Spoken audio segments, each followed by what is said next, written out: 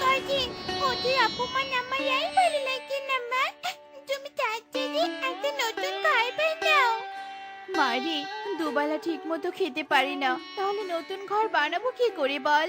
আমি অত কিছু জানি না মা, শুধু জানি তুমি নতুন ঘর বানাবে। তুমি যদি নতুন ঘর না বানাও তাহলে আমি এই ঘরে আর থাকবো না, এখান থেকে অনেক দূরে চলে যাব, এই বলে দিলাম। মারি, এভাবে বলিস না। তুই আমাকে ছেড়ে চলে গেলে যে আমি নিঃস্ব হয়ে যাব। তুই যে তোর বাবার স্মৃতি। মারি, তোর মতো আমাকেও এই ভাঙা ঘরে থাকতে যে ইচ্ছে করে না। কিন্তু আমি কি করব বল, আমার হাতে যে টাকা নেই, আমি যে গরিব মা, আমার কারণে তোকে অপমানিত হতে হয়, এটা আমি সহ্য করতে পারছি না। হে বিধাতা, আমাকে এত অসহায় কেন বানালে? টুনি এসব বলে দুঃখে কষ্টে কান্নায় ভেঙে পড়ে। টুনির কান্না দেখে টুকিও কাঁদতে থাকে। মা, কেঁদো না মা, কেঁদো না। তোমাকে এভাবে কাঁদতে দেখে আমারও ভালো লাগছে না। আমি আর তোমার কাছে নতুন ঘর চাইবো না মা। তবুও তুমি শান্ত হও, আমার ভুল হয়েছে। তবুও তুমি কান্না থামাও। কান্না থামিয়েছি, এবার তুইও কান্না থামা মা। আর হ্যাঁ শোন, আমার যখন অনেক টাকা হবে তখন একটা সুন্দর নতুন ঘর বানাবো, আর সেই বাড়িতে তুই আর আমি থাকবো, কেমন? আচ্ছা ঠিক আছে মা। এবার তুই ঘরে থাক, আমি কাজে যাই, আমার কাজে যেতে দেরি হচ্ছে যে। আচ্ছা ঠিক আছে মা, যাও। টুনি আর কিছু না বলে কাজের উদ্দেশ্যে বেরিয়ে পড়ে। এভাবে বেশ কিছু দিন কেটে যায়। একদিন রাতে ওরে বাবা রে, মরে গেলাম রে, কেউ আছো নাকি? সাহায্য করো, সাহায্য করো, ব্যথায় মরে গেলাম। আহ এই যে, মনে হচ্ছে বাইরে কেউ আর্তনাদ করছে। হ্যাঁ মা, শুনতে পাচ্ছ? বাইরে কেউ বিপদে পড়েছে মনে হচ্ছে। আরে তাই তো, চল তো রে মা, গিয়ে দেখি এমন আর্তনাদ কে করছে। এই বলে মা মেয়ে রাতের আধারে ঘর থেকে বেরিয়ে আসে আর আর্তনাদ অনুসরণ করে সোজা আহত পরীর সামনে চলে আসে। কে তুমি? এখানে এই রাতের আধারে এভাবে আর্তনাদ করছো কেন? দেখে তো মনে হচ্ছে আঘাত পেয়েছো, কিন্তু এত আঘাত তুমি কিভাবে পেলে? আমি হলাম পরী। আমাদের রাজ্য এক দুষ্ট ডাইনি দখল করে আমাকে আহত করে ওপর থেকে সোজা এখানে ফেলে দিয়েছে। পাখি, আমাকে একটু সাহায্য করো, নয়তো আমি আর বাঁচবো না। আহারে, কি নির্মম। পরি, তুমি চিন্তা করো না, আমি তোমাকে সাহায্য করব, তোমার কিচ্ছু হবে না। চলো পরি, আমার ঘরের ভিতরে চলো, তোমার চিকিৎসা আর সেবা যত্নের দরকার। হ্যাঁ পরি, চলো। টনি আর টোকে এসব বলে পরীকে তাদের ঘরের ভেতর নিয়ে আসে আর আহত পরীর সেবা যত্ন করতে থাকে। এভাবে রাত কেটে সকাল হয়ে যায়। টনি টুকির কঠোর সেবা যত্নে পরে সম্পূর্ণ সুস্থ হয়ে ওঠে। টনি টুকি, তোমরা মা মেয়ে অনেক ভালো। তোমাদের সেবা যত্নে আমি এ যাত্রায় বেঁচে গেলাম। তোমাদের এই উপকারের কথা আমি কখনো ভুলবো না। আমি তোমাদেরকে এত ভালো কাজের জন্য উপহার দিব। তোমরা যা চাইবে তাই দিব। বলো, তোমাদের কি চাই? আমাদের কিছু লাগবে না পরি, আমাদের সব আছে।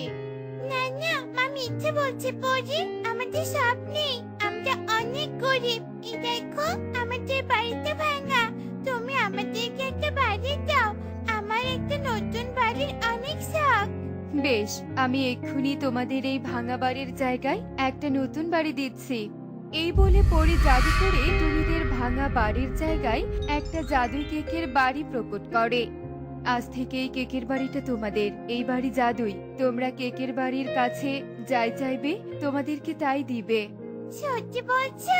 যা চাইবো তাই দিবে? তাহলে তো আমাদের আর অভাব থাকবে না। হ্যাঁ টুকি, তোমাদের আর অভাব থাকবে না। এই বাড়ি তোমাদের সব অভাব দূর করবে। তবে হ্যাঁ, কখনো লোভ করো না কিন্তু। আচ্ছা ঠিক আছে, আমরা কখনো লোভ করবো না। বেশ, এবার তবে আমি চলি। ডাইনির হাত থেকে আমার রাজ্যকে মুক্ত করতে হবে। এই বলে পরি বিদায় নিয়ে সেখান থেকে চলে যায়। টুকি টুনি কেকের বাড়ি পেয়ে বেশ খুশি হয়। আমাকে একটা পুতুল কিনে দিতে চেয়েছিলে, কিন্তু দাওনি। এবার তো কেকের বাড়ির কাছ থেকে আমাকে একটা পুতুল নিয়ে দাও। হ্যাঁ রে মা, দিচ্ছি। কেকের বাড়ি, আমার মেয়ের জন্য একটা পুতুল দাও, আর আমাকে কিছু টাকা দাও। বনের অনেকের কাছ থেকে কিছু ঋণ নিয়েছিলাম, সেগুলো পরিশোধ করব। টুনি এভাবে বলার সাথে সাথে কিছু টাকা আর একটা পুতুল প্রকট করে। পুতুল পেয়ে টুকি অনেক খুশি হয়। পুতুল পেয়েছি, পেয়েছি, কি মজা, কি মজা। এখন পুতুল নিয়ে আমি খেলবো। মা টুকি, তুই পুতুল নিয়ে খেল, আমি টাকাগুলো পরিশোধ করে আসি। এই বলে টুনি ঋণের টাকা পরিশোধ করার জন্য চলতে থাকে। এভাবে বেশ কিছু দিন কেটে যায়। টুনিকে দেয়া পরীর কেকের বাড়ির কথা পুরো বনে ছড়িয়ে পড়ে। অন্যদিকে এই কালু, এই এভাবে আর কত হাত পা গুটিয়ে বসে থাকবি? একে তো কোনো কাজ করিস না, তার উপর আবার বিয়েও করতে চাস না। এই বৃদ্ধা বয়সে তোকে আর কত খেটে খাওয়াবো শুনি? যা, উঠে কাজে যা বলছি। উফ মা, এটা কি করলে? আমি ধনী হওয়ার একটা সুন্দর স্বপ্ন দেখছিলাম, সেটা ভেঙে দিলে। তোমাকে নিয়ে আর পারি না মা। কাজ না করে ধনী হওয়ার স্বপ্ন দেখলে কোনোদিন ধনী হতে পারবি না। ধনী হতে হলে কাজ করতে হয়, বুঝেছিস? যাই হোক, আমি তোর জন্য একটা মেয়ে দেখেছি, এই বনের উত্তরে বাড়ি, নাম কাকুলি। তুই ওকে অনেক দেখেছিস। এখন বল, কবে বিয়ে করবি? বিয়ে তো করবই মা, খুব শীঘ্রই। তবে আমার একটা শর্ত আছে। বিয়ে করবি, তাতেই শর্ত? বল দেখি, কি শর্ত? শর্তটা হলো আমি টুনির কেকের বাড়িতে বিয়ে করব। টুনির কেকের বাড়িতে কেন তোকে বিয়ে করতে হবে? আমাদের নিজের বাড়ি আছে না, তুই আমাদের বাড়িতেই বিয়ে করবি। আরে বোকা মা, আমি কি শখে টুনির কেকের বাড়িতে বিয়ে করতে চাচ্ছি নাকি? আমি তো ওই কেকের বাড়ি দখল করার জন্য এই শর্ত দিয়েছি। কি ছাতার মাথা বলছিস? আমি তো কিছুই বুঝতে পারছি না, আমাকে খুলে বল তো দেখি। বেশ, খুলে বলছি, শোনো তবে আমার বুদ্ধি। কালু তার মায়ের কানে কানে তার বুদ্ধির কথাটা খুলে বলে। সব শুনে কমলা বলে, আরে বাহ, তুই তো দারুণ বুদ্ধি বের করেছিস রে বাবা। এতদিন তোকে অলস ভাবতাম, কিন্তু আজ বুঝতে পারছি তুই অলস নয়, তুই দুষ্ট বুদ্ধির রাজা। আ, আ, আ। হয়েছে হয়েছে, আর প্রশংসা করতে হবে না। তোমাকে যে কাজ দিয়েছি সেটা আগে শেষ করে এসো। হ্যাঁ হ্যাঁ, যাচ্ছি। আজকে এমন অভিনয় করব যে দেখবি টুনি ওর কেকের বাড়ি দেওয়ার জন্য এক পায়ে দাঁড়িয়ে যাবে। এই বলে কমলা আর দেরি না করে সেখান থেকে টুনির বাড়িতে চলে আসে। টুনি কমলাকে দেখে বলে, আরে মাসি, তুমি এখানে? তা কি মনে করে এলে? মারে, অনেক বড় বিপদে পড়ে তোর কাছে এসেছি। আমার কালুটা বিয়ে করতে চায় না করতে করতে আজকে রাজি হয়েছে। তার উপর আবার একটা শর্ত দিয়েছে, বলেছে তোর এই কেকের বাড়িতে বিয়ে করবে। তোর এই কেকের বাড়িতে বিয়ে না করতে পারলে বিয়ে করবে না। টুনি মা, তুই কয়েকদিনের জন্য তোর এই কেকের বাড়িটা আমাকে দিবি।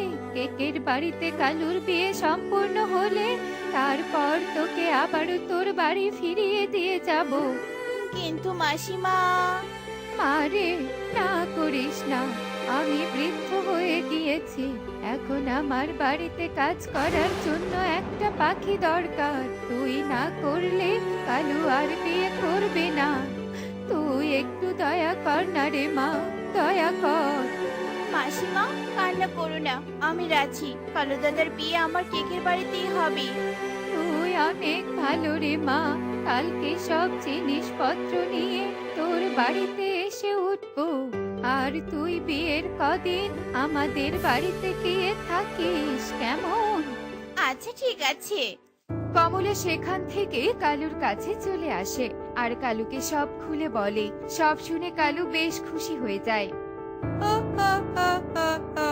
মা, কাজ হয়ে গিয়েছে। বিয়ের পর ওই জাদুই কেকের বাড়ি আমাদের হবে, আর আমরা কেকের বাড়ির সাহায্যে অনেক ধনী হয়ে যাব। যাও মা যাও, আমি এই বিয়েতে রাজি, সেটা পাত্রী কাকুলিকে বলে এসো। হ্যাঁ হ্যাঁ, যাচ্ছি। এই বলে কমলা চলে যায়। এভাবে দুদিন কেটে যায়। কেকের বাড়িতে কালু কাকের সাথে কাকুলি কাকের বিয়ে মহা ধুমধামের সাথে সম্পূর্ণ হয়। বিয়ে শেষে টুনি তার কেকের বাড়িতে ফিরে আসে আর কালুকে বলে, কালু দাদা, বিয়ে তো শেষ হলো, এবার আমার বাড়িটা আমাকে ছেড়ে দাও। তোর বাড়ি? কোনটা তোর বাড়ি? ওমা, মজা করছো নাকি? এই কেকের বাড়িটা তো আমার বাড়ি। যাও এবার তোমরা তোমাদের বাড়িতে ফিরে যাও, আর আমার বাড়ি আমাকে দাও। এই বাড়ি যে তোর, তার কি প্রমাণ আছে? এই বাড়ি এখন থেকে আমার, আমরা থাকবো এই বাড়িতে। তুই যেখান থেকে এসেছিস সেখানে চলে যা, নয়তো কিন্তু কঠোর শাস্তি দিব তোকে। কালু ঠিকই বলেছে, এই বাড়ির দিকে চোখ তুলে তাকালে মেরে তক্তা বানাবো। যা, ভাগ এখান থেকে। মিথ্যেবাদী, তোমরা ছলনা করে আমার বাড়ি দখল করেছো। লোভী তোমরা, লোভের শাস্তি তোমরা পাবেই পাবে। পরি আমাকে এই বাড়িটা দিয়েছিল, দোহাই লাগে তোমাদের, আমাকে আমার বাড়ি ফিরিয়ে দাও। মা, এর ন্যাকা কান্না শোনার সময় আমাদের হাতে নেই। চলো বাড়ির ভেতরে প্রবেশ করে দরজা লাগিয়ে দেই। হ্যাঁ রে বাবা, চল। কালু কাকুলি আর কমলা এই বলে যে কেকের ঘরের ভেতরে প্রবেশ করে, ঠিক তখনই কেকের বাড়ি তিনটা লাঠি প্রকট করে, আর লাঠি তিনটে শূন্যে ভেসে ওদেরকে মারতে থাকে। ওরে বারে, ওরে বাবারে, কি হচ্ছে রে? হায় হায় রে, কেউ নেই, তবুও এই লাঠি আমাদের মারছে কিভাবে? কমলা এভাবে বলার সাথে সাথেই কেকের বাড়ি কথা বলে ওঠে। আমার মালকিনের কাছ থেকে ছলনা করে আমাকে দখল করতে চাস, লোভীর দল? এই লাঠি আমি প্রকট করেছি, তোদের মেরে আজ এই লাঠি তক্তা বানাবে। ওরে বাবা রে, বিয়ের প্রথম দিনে এমন মার খেতে হবে জানলে? এই কালুকে আমি কখনোই বিয়ে করতাম না। কাকুলি, বাঁচতে চাইলে পালা। হায় হায় রে, লোভে পড়ে এই বৃদ্ধা বয়সে আমার হাড় তোর সব ভেঙে গেল রে। কালু চল পালাই, বেঁচে থাকতে আর লোভ করবো না। হ্যাঁ হ্যাঁ মা, চলো। ওরা তিনজন কেকের বাড়ি থেকে পালিয়ে যায় আর টুনি কেকের বাড়িতে প্রবেশ করে। এরপর বেশ সুখে দিন কাটাতে থাকে। এমনই সব মজার মজার শিক্ষণীয় টুনি পাখির গল্প দেখতে আমাদের পাশেই থেকো। আর গল্পগুলো কেমন হচ্ছে তা কমেন্টে জানাতে ভুলো না কিন্তু। Bye bye. আমি না কলা খেতে খুব ইচ্ছে করছে, আমি পাশের কলা বাগান থেকে কলা খেয়ে আসি। তোর কলা খেতে ইচ্ছে করছে? ঠিক আছে, আমি কারো দ্বারাই কলা আনাচ্ছি, তোকে কোথাও যেতে হবে না। কাউকে পাঠানোর কোনো প্রয়োজন নেই মা, আমি নিজে গিয়ে কলা ছিঁড়ে খাবো। তা হয় না রে মা, তুই হচ্ছিস রাজকন্যা, রাজার মেয়ে হয়ে কলা বাগানে গিয়ে কলা খাবি? সেটা মোটেও ভালো দেখাবে না রে মা। আমি সেনাপতিকে বলছি, তোকে কলা এনে দিবে। আমি তো বললাম আমি নিজেই যাব, আমার মনে কোনো অহংকার নেই বাবা। সবাই যেমন জীবন যাপন করে আমিও তাদের মতোই থাকতে চাই, দয়া করে আমাকে না করো না তো। ঠিক আছে, তুই যেহেতু এত করে বলছিস তবে আর না করব না, কিন্তু তোকে একা আমি কিছুতেই যেতে দেব না, কারণ তুই এখনো অনেক ছোট। তুই তোর টুনি মাসির সাথে যাবি। টুনি, টুনি, এদিকে একটু আয় তো। এই তো রানীমা, আমি এসে গেছি। জি রানীমা, বলুন আমাকে কি করতে হবে? ইকরিকে নিয়ে পাশের কলা বাগানে যা, ইকরি কলা খাবে। আচ্ছা ঠিক আছে রানীমা, আমি রাজকন্যাকে নিয়ে যাচ্ছি। রাজকন্যা আসুন, আমার সাথে আসুন। এরপর টুনি ইকরিকে নিয়ে রাজমহলের পাশে সেই কলা বাগানে চলে আসে। টনি মাসি, তুমি এখানে থাকো, আমি গিয়ে কলা খেয়ে আসছি। তোমার একা যাওয়া ঠিক হবে না রাজকন্যা, এই জায়গায় কিন্তু কেউ আসে না। আরে টনি মাসি, আমি কিচ্ছু হবে না, আমি গিয়ে কলা খেয়ে চলে আসবো। এই বলে ইকরি কলা বাগানের কাছে চলে আসে। ইকরি কলা গাছ থেকে কলা ছিঁড়ে খাওয়ার সাথে সাথেই ইকরির মাঝে হঠাৎ এক পরিবর্তন চলে আসে। চোখ মুখ লাল হয়ে যায় আর একা একা রাজমহলের দিকে হাঁটতে শুরু করে। রাজকন্যা, তোমার কলা খাওয়া শেষ? তোমার চোখ মুখ হঠাৎ লাল হয়ে গেল কি করে? রাজকন্যা, হাঁটতে হাঁটতে ইকরি রাজমহলে চলে আসে আর টুনিও ইকরির পেছন পেছন চলে আসে। ইকরি, মা আমার, তুই কলা খেয়েছিস? কি হলো? কি হলো ইকরি? ইকরি, যা, দরজা বন্ধ করে দিল। কি রে টুনি, হঠাৎ ইকরির কি হলো রে? আমিও তো কিছুই বুঝতে পারছি না রানীমা, কলা খাওয়ার পর থেকেই আমার সাথে কথা বলছে না। আচ্ছা ঠিক আছে, তুই গিয়ে ইকরির জন্য খাবার রান্না কর, ওর খাবার খাওয়ার সময়ও হয়ে এসেছে। আচ্ছা ঠিক আছে রানীমা। ইকলির কথা মতো টুনি ইকরির জন্য খাবার রান্না করতে থাকে।